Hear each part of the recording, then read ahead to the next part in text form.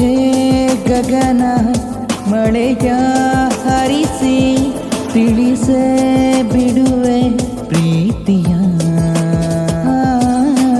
ಹೇ ತರಣಿ ಆವಿ ಕಳಿಸಿ ತಿಳಿಸಿ ಕೊಡುವೆ ಆಸೆಯ. ನಾ ತಿಳಿಯೇ ತಿಳಿಸೋ ಬಗೆಯ ಪ್ರೀತಿ ಹೇಗೆ ಹೇಳುತ್ತಾರೋ ಜಗದಲ್ಲಿ ಹೋಗಬೇಕು ಪಾಠಕ್ಕಾಗಿ ಅವರಲ್ಲಿ.